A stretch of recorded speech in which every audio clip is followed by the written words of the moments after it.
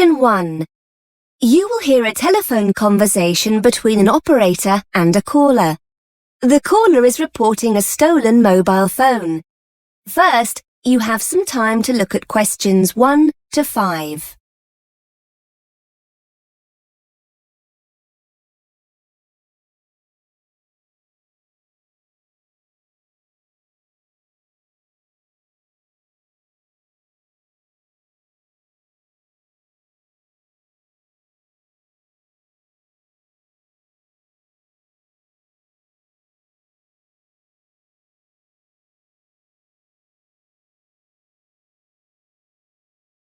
Now we shall begin. You should answer the questions as you listen, because you will not hear the recording a second time. Listen carefully and answer questions 1 to 5. Good morning, Z Mobile Services. This is Tess speaking. How can I help? I want to report a stolen mobile phone.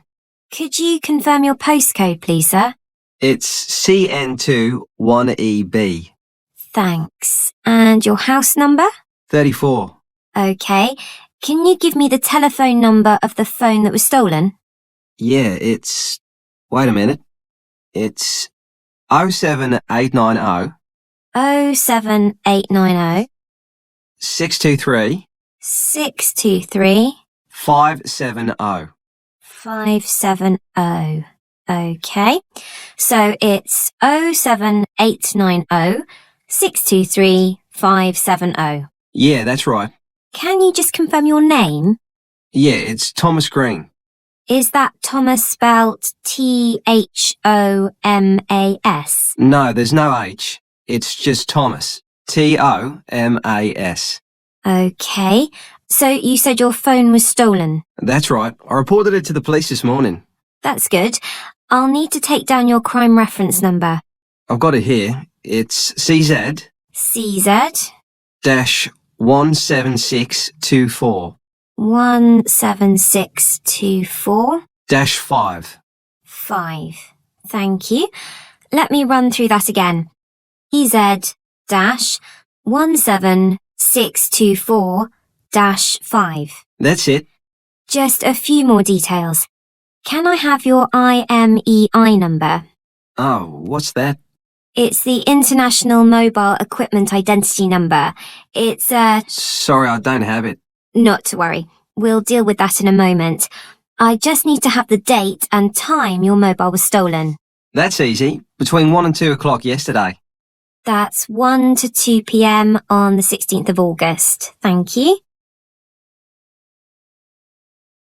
Before you hear the rest of the conversation, you have some time to look at questions 6 to 10.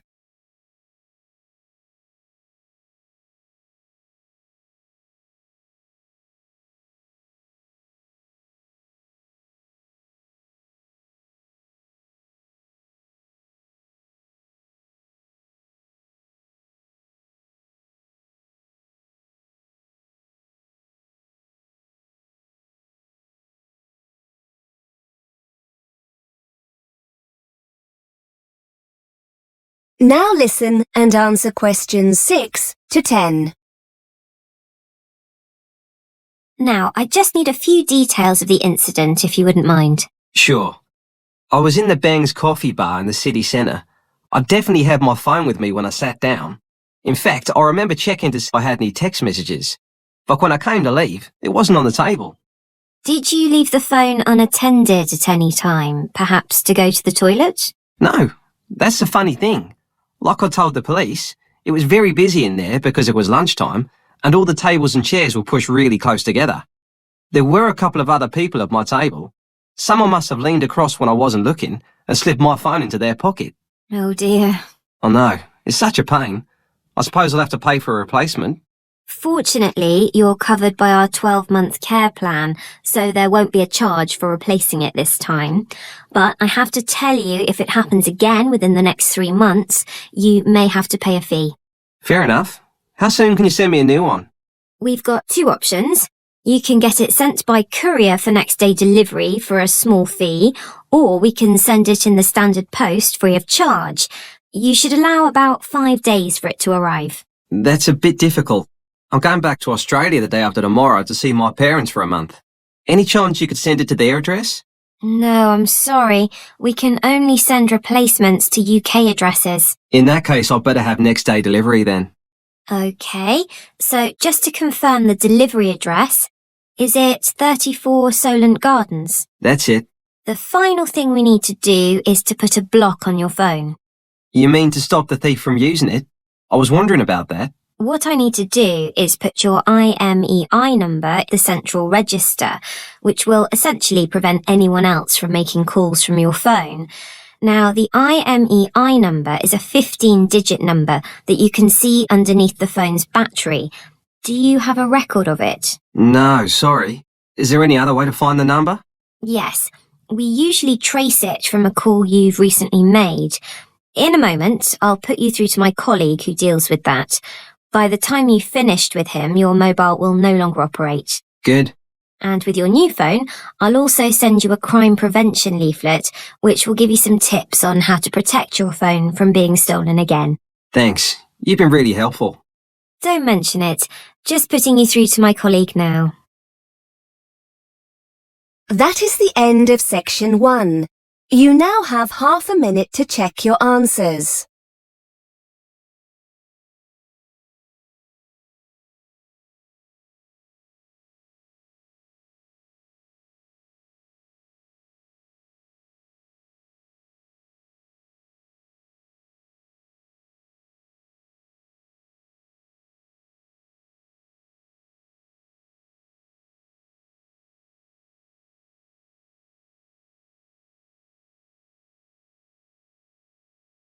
Now turn to section 2.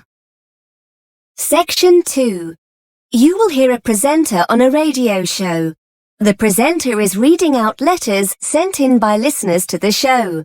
First, you have some time to look at questions 11 to 16.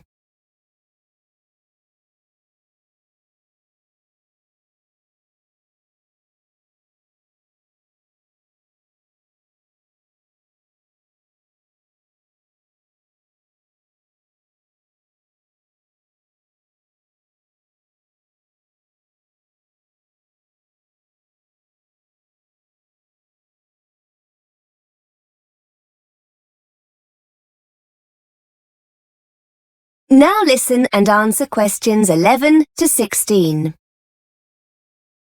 Hi, you're listening to Mark Ambrose, and I'll be with you through to midday on Talkback, the show where you tell us what you think about Radio Western. I'm sure you've all heard we have a new boss here at Radio Western, and she's very keen to get your feedback. Well, you've certainly taken her invitation seriously. We'll be dipping into the postbag for your feedback in just a moment, and speaking to a surprise guest or two later in the show. I must start by saying a big thank you to Tony Marsons. Judging by your letters, he did a great job of covering the show last week whilst I was away. Thanks, Tony, if you're listening, and thanks for all the emails asking about my holiday. I had a long, rather boring flight home late last night, but I must say I had a wonderful time. The food was absolutely delicious, and the locals we spoke with were really friendly. Shame about the weather, which was an absolute washout, but you can't have everything, I suppose. And the kids loved it, so everyone was happy. Anyway, on to the first of your letters. Sally from Liverpool is very concerned about the consequences of the cutbacks we've been experiencing here at Radio Western, in particular whether some of our late-night music shows could be facing the axe. We're force-fed a great deal of pop music throughout the day, writes Sally, and some of your listeners look forward to the more niche musical genres you cover in the evening. Are these in danger when you rearrange the schedule? Not at all, Sally. In fact, look out for 1 or 2 exciting new shows over the coming weeks. We've got a brand new classical music show coming soon, and the return of the ever-popular Chris Green with his show on international folk music. And of course there's Carol Whittaker's History of Jazz every Friday night. Hopefully this will put your mind at rest, Sally. Before you hear more of the radio show, you have some time to look at questions 17 to 20.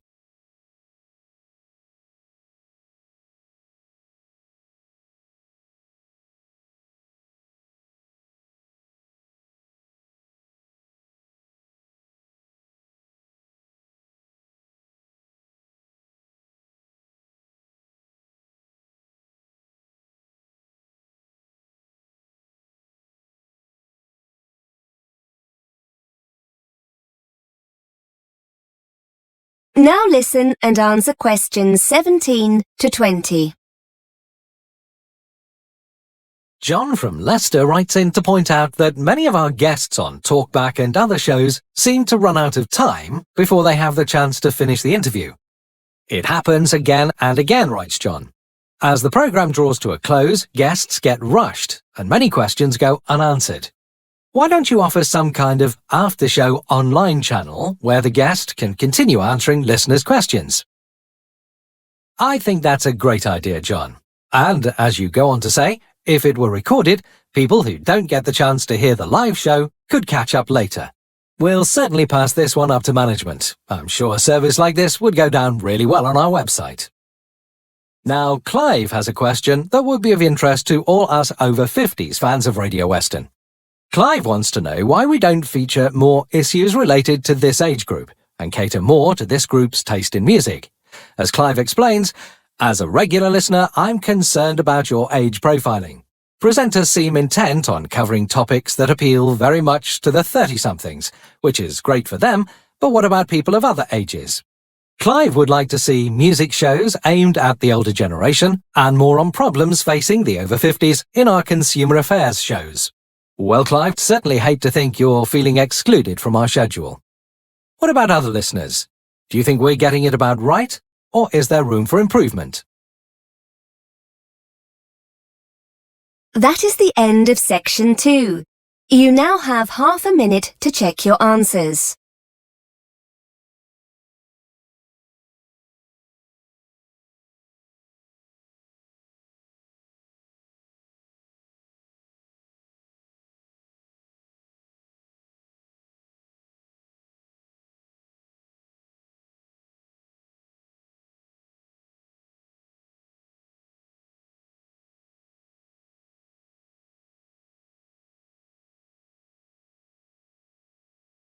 Now turn to section 3. Section 3. You will hear 2 university students discussing how they should prepare for a presentation they are to give. First, you have some time to look at questions 21 to 25.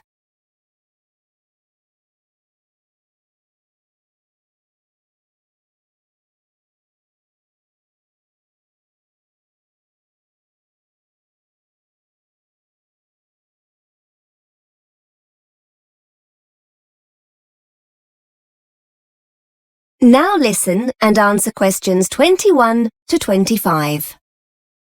Hi, Kelly. How are you? Fine, thanks. Do you still have time to talk about our presentation? Yeah, for sure. We need to get going on this, don't we? Well, it's next Wednesday, so yes. Thought it was Thursday. No, that's the other group. We're doing ours the day before. I've just seen Fiona. She's going to be a bit late, so shall we just get started? Yes, fine. We're definitely doing it on women in education, aren't we? I know we talked about women in politics, but are we going for education? Yes, that's right. Now, it's not too long, is it, the presentation?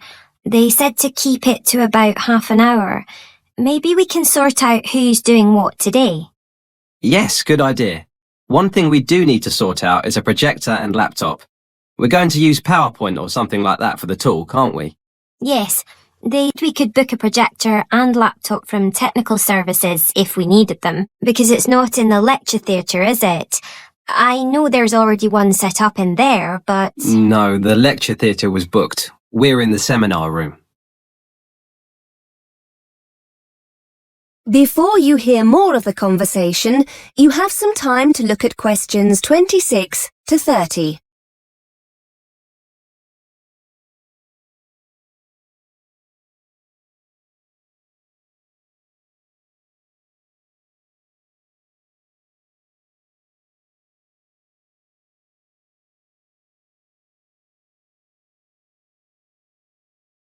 Now listen and answer questions 26 to 30.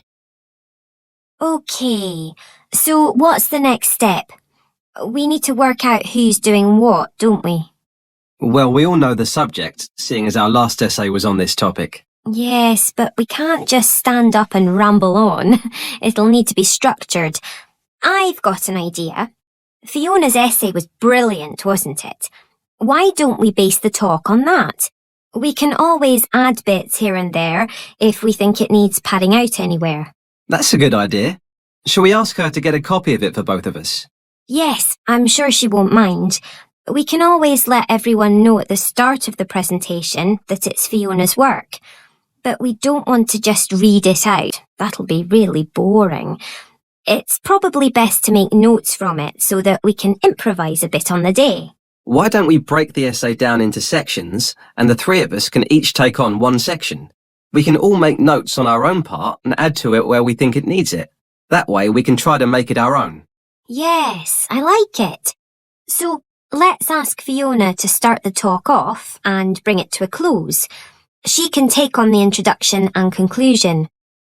I know she divided the essay into the situation for women in the past and then compared it to how things are now.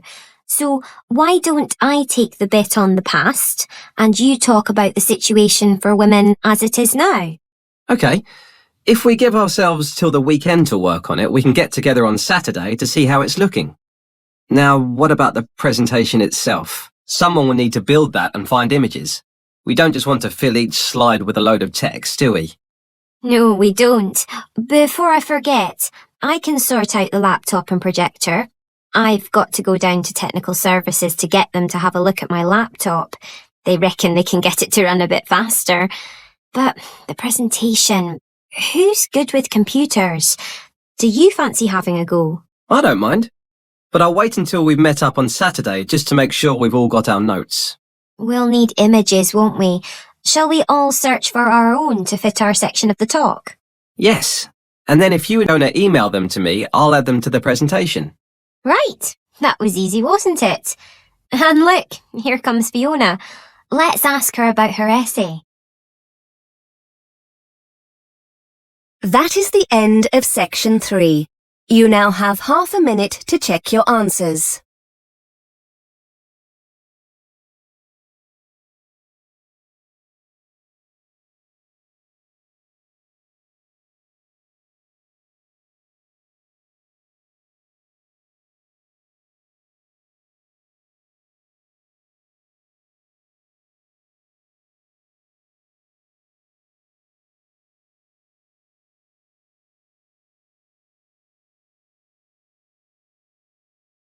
Now turn to section 4. Section 4. You are going to hear a lecturer giving a talk on time management strategies. First, you have some time to look at questions 31 to 37.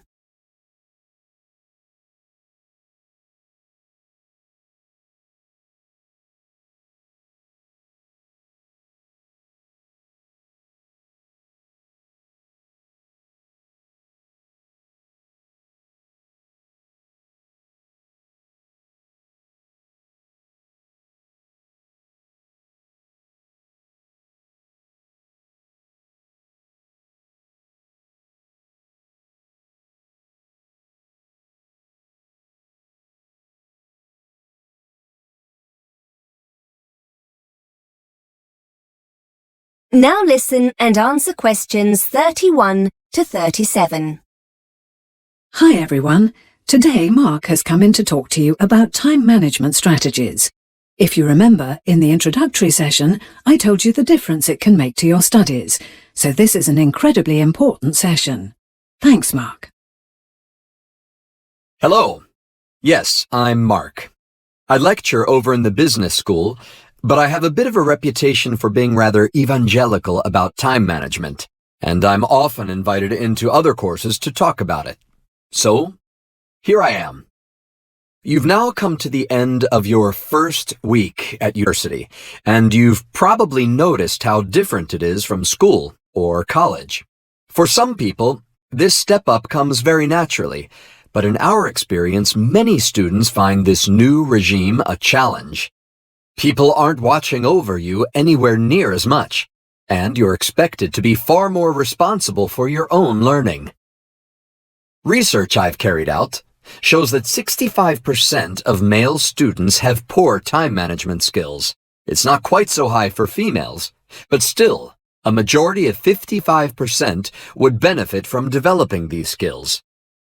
Students who don't, will see their grades and general progress suffer as deadlines are missed or work gets rushed, with a decline in the quality of work as a result.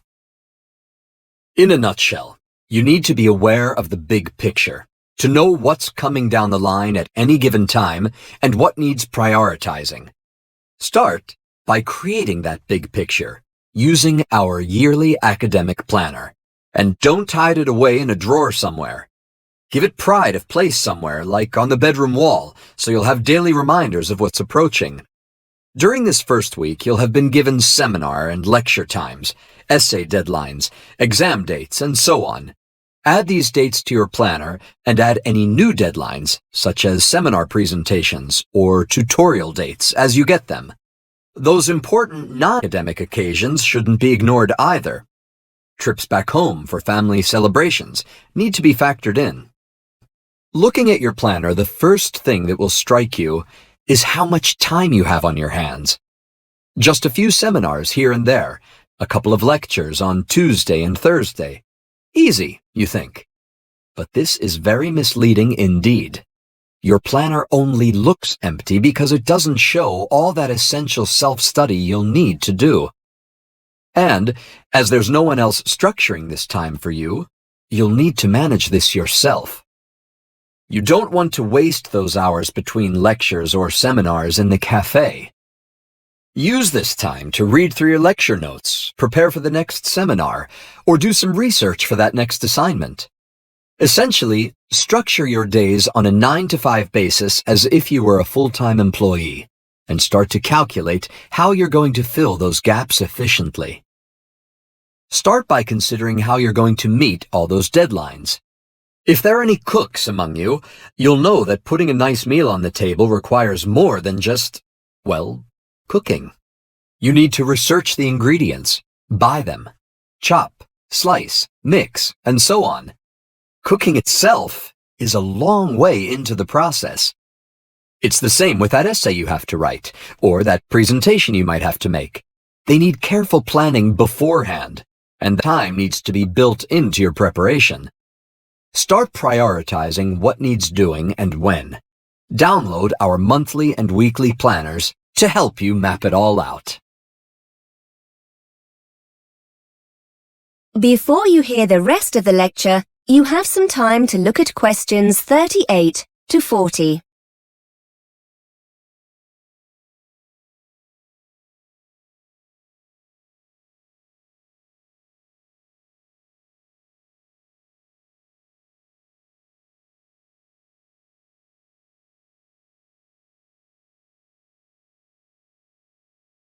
Now listen and answer questions 38 to 40. And here's an important point. When you're planning what to do, be task-oriented rather than time-oriented, and set achievable goals. Finding images for a presentation, for example, is measurable. Simply writing research 10 a.m. to 11 a.m. isn't. This task-oriented approach will be immensely helpful, forcing you to break your preparation down into individual, achievable steps. Try to assess when busy periods are likely to occur, such as the week leading up to an assignment deadline. Are there any evenings during the week you could put aside for extra work? And, just as importantly, make a note of any times you won't want to be working. You'll need time for you. Sessions in the gym, evenings when your favorite programs are on TV. Don't forget to schedule in time for non-academic activities like going shopping or doing the laundry. It's best to have a fixed time each week for jobs like these, so they don't interfere with your academic work. Finally, decide where you're going to do your self-study. Will you be distracted by the TV, the internet, or friends if you stay in your room? Perhaps the library will be a better place. Anywhere that encourages you to prevaricate should be avoided at all costs. Starting with the big picture, and then working towards individual goals, will leave you feeling in control, rather than being pulled here and there, firefighting as the next deadline looms. That is the end of section 4. You now have half a minute to check your answers.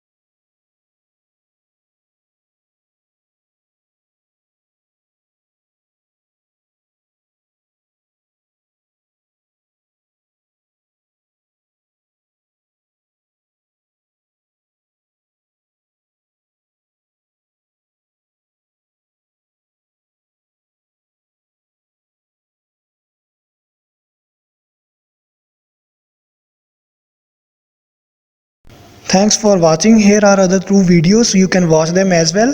And if you haven't yet subscribed my channel, please subscribe it and hit the bell icon for my upcoming videos, and share these all videos among your friends.